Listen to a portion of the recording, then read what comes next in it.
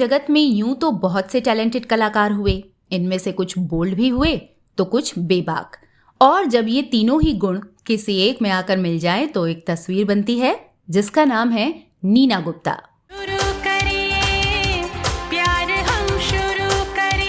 एक ऐसी कलाकार जिसकी जिंदगी खुद ही बन गई एक किरदार, जो घर से तो निकली थी कैरियर बनाने, लेकिन हीरोइन बनते बनते ये बन गई लोगों की नजरों में खलनायिका। को आप ये भी कहेंगे कि हम खाना पीना छोड़ दें, भिखारियों की तरह रहें। मैं इस तरह से नहीं रह सकती बड़े भैया। आप जानते हैं मैं किस खानदान की बेटी हूँ? एक सिंगल अनवेड मदर के टैग ने इन्हें पूरे समाज के निशाने पर ला दिया। काम मिलना बंद होने लगा। फिर इनके डूबते कैरियर की नैया पार लगाई टीवी ने, जहां पर अभिनय के साथ साथ इनका बेहतर निर्देशन भी लोगों ने देखा। घबराने की कोई बात नहीं, प्यारी सी तंदुरुस्त बच्ची हुई। अपनी शर्तों पर जीने वाली नीना गुप्ता ने अपनी बेबाक अंदाज के चलते बहुत कुछ खोया भी, लेकिन उन्होंने अपनी जिंदगी में आए तूफानों को पीठ नहीं दिखाई, बल्कि लंबे वक्त तक उनका सामना किया। देर से ही सही, पर सफलता को अपने पाले में खींच ही लाई। उम्र के जिस मोड़ पर लोग रिटायरमेंट की बात करते हैं, नीना ने वहां से अपनी धमाकेदार शुरुआत की। एक तो तुम ऐसी बातें करो मत, इन्हीं सब बातों का नतीजा है यूं। इस पेशकश में बात होगी कि वेस्ट इंडीज के एक मशहूर खिलाड़ी से हुई नीना गुप्ता की मुलाकात के बाद कैसे बदल गई उनकी जिंदगी और वो बन गई बिन ब्याही मां। साथ ही आपको बताऊंगी कि आखिर क्यों सतीश कौशिक नीना गुप्ता की बेटी के झूठे पिता बनने के लिए राजी हो गए थे। और अंत में बात होगी उस इंस्टाग्राम पोस्ट की जिसने बदल कर रख दिया नीना गुप्ता का करियर। आगे बढ़ने से पहले आपसे रिक्वेस्ट है कि चैनल को सब्सक्राइब कर लें और बेल आइकन को प्रेस कर लें ताकि आपको हमारे नई वीडियो की जानकारी तुरंत मिल सके।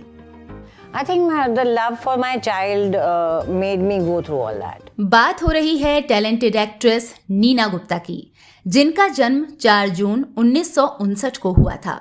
4 भाई बहनों में ये सबसे बड़ी थीं। इनके पिता का नाम RN गुप्ता था, जो भारतीय राज्य व्यापार निगम में एक अधिकारी थे। इनकी मां का नाम शकुंतला गुप्ता था, जो AA थीं और राजनीति में खासी रुचि रखती थीं।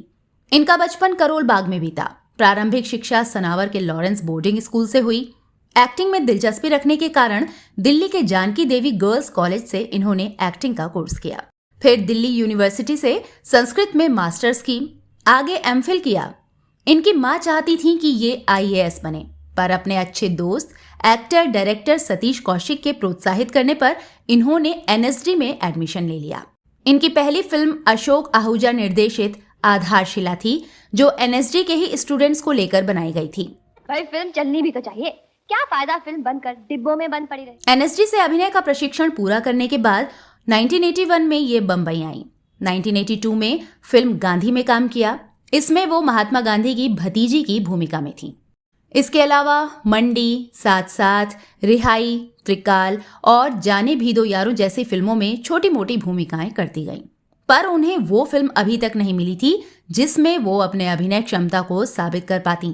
ना ही उनका कोई गॉडफादर था, ना ही कोई खास जान पहचान।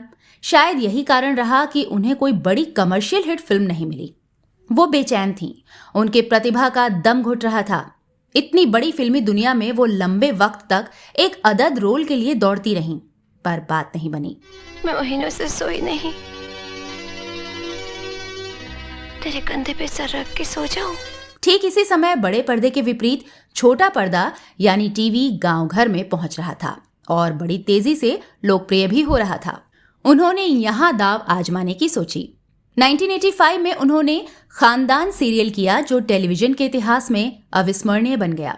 1986 में धारावाहिक यात्रा, 1987 में गुलजार का मिर्जा गालिब, 1988 में श्याम बेनेगल की भारत एक खोज में काम किया। आप में से जिन लोगों ने दूरदर्शन का बेहद लोकप्रिय धारावाहिक बुनियाद देखा है, वो नीना गुप्ता को भी जरूर याद करते होंगे, जिसमें वो रज्जो बनी थीं। टीवी पर आकर नीना के अंदर का कलाकार साकार हो गया। मुंह तो लड़की का देखा हुआ है, चूल्हे पीछे घड़ा है, वास्ता पहले भी पड़ा है। इस बीच उनका फिल्मों में संघर्ष जारी था। ऐसे ही 1988 में JP दत्ता की फिल्म बंटवारा की शूटिंग के सिलसिले में नीना गुप्ता जयपुर में थीं। जयपुर महारानी ने फिल्म की पूरी यूनिट को डिनर के लिए अपने पैलेस पर आमंत्रित किया था। वहां पहुंचने पर पता चला कि वेस्ट इंडीज की टीम भी मौजूद है। यहीं पहली बार डिनर पर नीना की मुलाकात विवियन रिचर्ड्स से हुई। उन्होंने हाथ मिलाया और कुछ औपचारिक बातें हुई। नीना को रिचर्ड्स की शख्सियत बहुत पसंद आई। वेस्ट इंडीज की टीम अगले कुछ दिनों तक भारत में खेलती रही।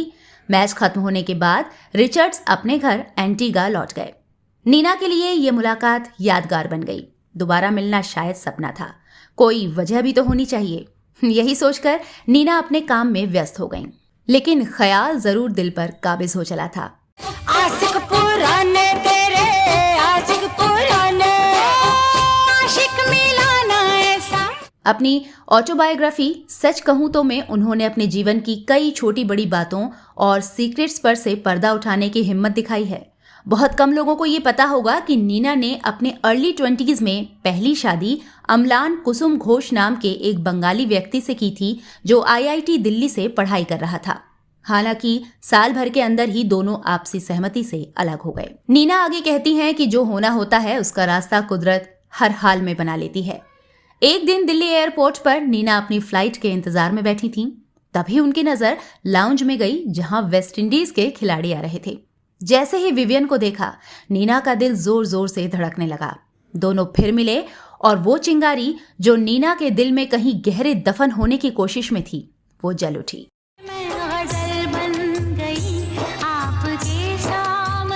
इस तरह नीना और विवियन रिचर्ड्स का अफेयर शुरू हो चुका था।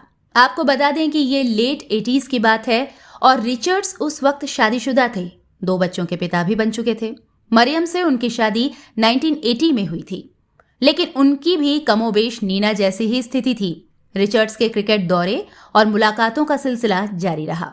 नीना ने बड़ी बेबाकी से अपनी किताब में लिखा है कि इसी अफेयर के दौरान वो प्रेग्नेंट हो गई थीं, लेकिन जब तक उन्हें इस बात का पता चला, विवियन एंटीगा लौट चुके थे। नीना को आने वाले तूफान का शोर सुनाई देने लगा था। उनके सामने अपना पूरा जीवन और कैरियर पड़ा था।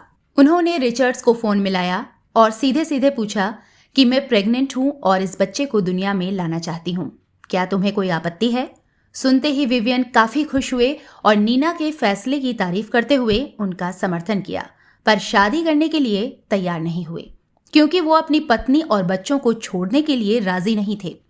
हुई जब दोस्ती शुरू तो वक्त ने कहा जाने को, परवाज कर जाएगा पंछी अपने आशियाने को। अब नीना के करीबी तरह तरह की सलाह देने लगे।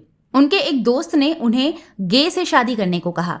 इसके पीछे ये तर्क था कि कम से कम बच्चे को पिता का नाम मिल जाएगा, पर वास्तविक जीवन में उस व्यक्ति का नीना और उनके बच्चे से कोई लेना देना नहीं होगा।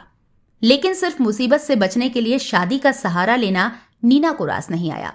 उन्हें पता था कि जिस रास्ते पर वो कदम बढ़ाने वाली हैं, वहां सवालों के समंदर उनके सामने होंगे। एक पब्लिक फिगर होने के नाते उन पर और उनके बच्चे पर हमेशा प्रश्न चिन्ह लगा रहेगा। इसी बीच नीना के करीबी दोस्त सतीश कौशिक ने उन्हें यह कहकर शादी का ऑफर दिया कि अगर बच्चा सांवली त्वचा का हुआ तो आप इसे मेरा बता सकती हैं। पर नीना अपनी राह तय कर चुकी थीं। 2 नवंबर 1989 को उन्होंने एक बेटी को जन्म दिया। रिचर्ड्स ने उसे नाम दिया मसाबा, जिसका अर्थ है प्रिंसेस।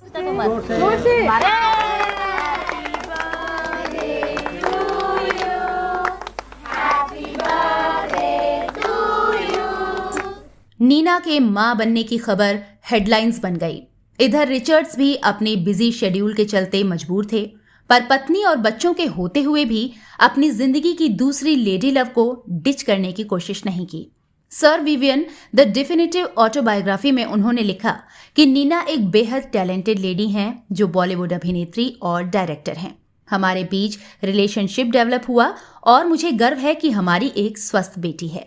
रिचर्ड्स को जब भी वक्त मिलता वो नीना और मसाबा के साथ वक्त बिताते। हालांकि धीरे धीरे ये कम होता चला गया और आप ये तो जानते ही होंगे कि मसाबा आज एक मशहूर फैशन ब्रांड बन चुकी हैं। लेकिन यहां तक वो पहुंची कैसे? भारतीय समाज के ताने बाने के उलट एक सिंगल अनवेड मदर का संघर्ष यहां से दिलचस्प मोड़ लेता है। अपने अफेयर और बेटी को जन्म देने के बाद नीना की एक बोल्ड इमेज बनकर उभरी। बदकिस्मती से उन्हें इसके फायदे की जगह नुकसान हाथ लगे। कई इंटरनेशनल प्रोजेक्ट्स का हिस्सा रहने के बावजूद उन्हें अच्छे रोल्स के लिए जद्दोजहद करनी पड़ रही थी। The deceivers, in custody, cotton Mary, Mandi, Rihaee और सूरज का 7वां घोड़ा जैसी फिल्में करने के बाद भी वो एक अदद कमर्शियल हिट के लिए तरस रही थीं। जो रोल ऑफर होते वो अधिकतर नेगेटिव थे। नीना के शब्दों में कहें तो उनकी पर्सनल जीवन का असर उनकी प्रोफेशनल लाइफ पर पड़ने लगा था। लीड रोल या हीरोइन का किरदार अब दूर की कौड़ी लगने लगी। अपना यार जरा खस्ता हाल, 100 का नोट जरा दीजिए निकाल। फिल्मों में मनचाहा काम ना मिलने के कारण वो काफी अपसेट रहने लगीं। अब एक बच्ची की जिम्मेदारी भी उनके कंधों पर थी। नीना ने एक बार फिर टीवी की ओर कदम बढ़ाए। 90 के दशक में उन्होंने कई टीवी शोज को होस्ट भी किया। 34 साल की उम्र में एक डॉक्यूमेंट्री बनाई बाजार सीताराम, जिसने 1993 में सर्वश्रेष्ठ पहली गैर फीचर फिल्म के लिए राष्ट्रीय पुरस्कार जीता। मैंने सामान बांधा और मोहल्ले से बाहर चलने लगी। दिल धक धक कर रहा था। फिर 1994 में नाटक वो छोकरी में अपनी अदाकारी के लिए उन्हें बेस्ट सपोर्टिंग एक्ट्रेस का राष्ट्रीय फिल्म पुरस्कार मिला। इस बीच सुभाष घई के कहने पर उन्होंने खलनायक फिल्म में एक बेहद मशहूर गाने में माधुरी के साथ डांस नंबर किया। चोली के पीछे क्या है, चोली के पीछे, चुनरी के नीचे क्या है। ये गाना सुपर डुपर हिट हुआ, पर इसके बाद नीना को इसी तरह के आइटम सॉन्ग और रोल मिलने लगे, जिसे उन्होंने ठुकरा दिया। सर्वाइवल के लिए नीना ने टीवी पर 12 से 14 घंटों तक की शिफ्ट में काम किया। वो बेटी को अपने पिता के पास छोड़कर काम पर जाती। इतनी यादगार भूमिकाएं करने के बाद भी उनका संघर्ष जारी था। उनके रिचर्ड से अक्सर अपने काम और बेटी को लेकर बातचीत होती। ऐसे ही एक बार रिचर्ड्स ने उन्हें यह आइडिया दिया कि जब तुम इतनी मेहनत कर रही हो तो कुछ अपने लिए करो। नीना को बात जच गई। उन्होंने डीडी मेट्रो के लिए गुमराह नाम से सीरियल बनाया। फिर 1999 में सुपरहिट टीवी सीरियल सांस लिखा। लिखने के अलावा नीना ने इसे डायरेक्ट किया और इसमें एक्ट भी किया। इस सीरियल के जरिए उन्होंने अपनी कला के हर रूप को बखूबी पेश किया। इसके अलावा क्यों होता है प्यार और दिल से दिया वचन जैसे धारावाहिकों में काम किया। घबराने की कोई बात नहीं, प्यारी सी तंदुरुस्त बच्ची हुई। उन्होंने सहज प्रोडक्शन के नाम से एक थिएटर प्रोडक्शन कंपनी भी चलाई। साथ ही हिंदी नाटक सूर्य की अंतिम किरण से सूर्य की पहली किरण तक का निर्माण किया। 49 साल की उम्र में नीना ने एक और बोल्ड फैसला लिया। उन्होंने 2008 में दिल्ली बेस्ड सीए विवेक मेहरा से शादी की। शादी के बाद उन्हें धीरे धीरे काम मिलना बंद हो गया।